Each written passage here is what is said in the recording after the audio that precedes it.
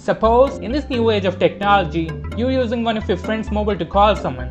Even if you mistakenly ask your friend how to open the dial-up pad, what would be one of the responses your friend would make besides helping you? It would be like, it doesn't take a rocket scientist to figure that one out.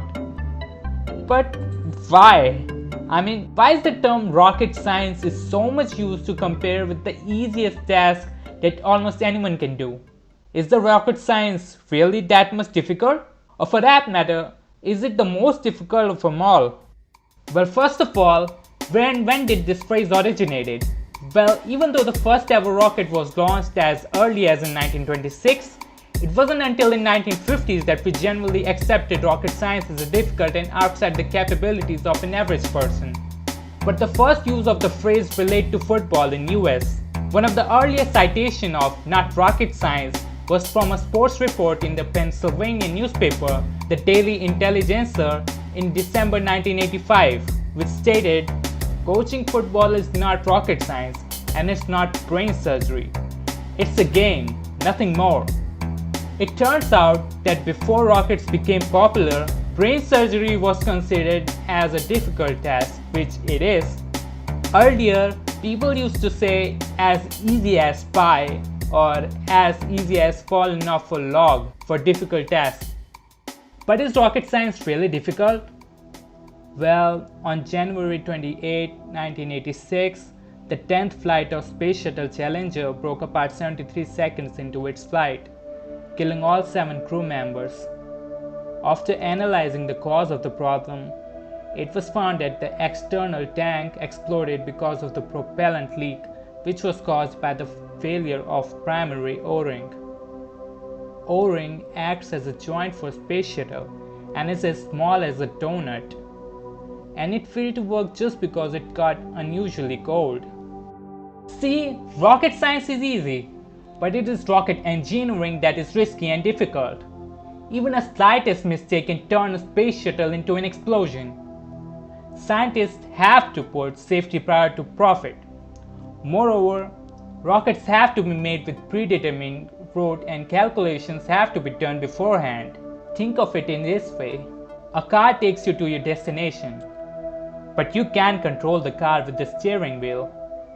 If there are obstacles or traffic, you can find an alternative route, or maybe wait until the traffic is gone.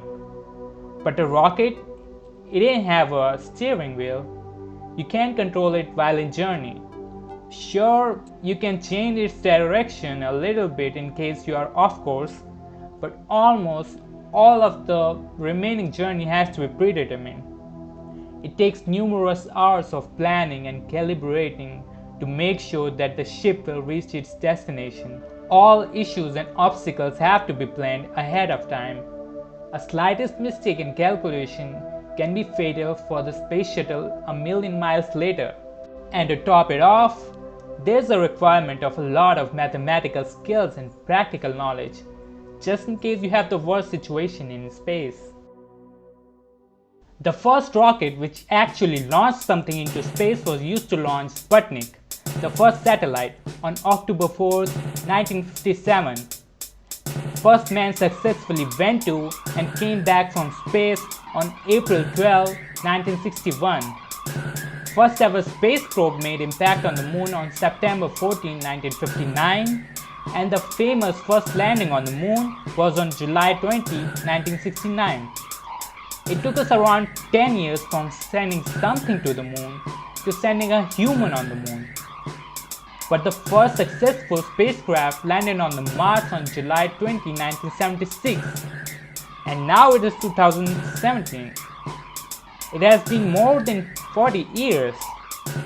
So why are we still not be able to send people to Mars?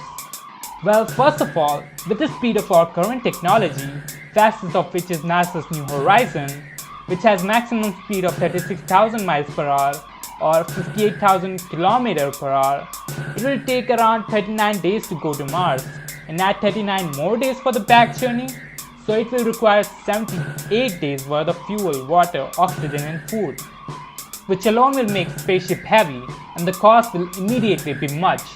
Furthermore, if we have sent that much space probes to study Mars and found out that it is quite difficult to terraform Mars, then what is the need to go to Mars before we can find a way to terraform Mars? Things have to be precisely calculated to go to Mars, and even if we somehow reached Mars, then what's the use of it if we don't know how to terraform Mars?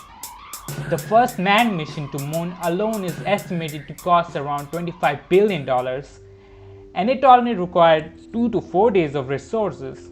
The question that why are we still stuck on the Earth and not been to the Mars probably comes into the mind because of the not to scale model of our solar system that puts every celestial body so much close.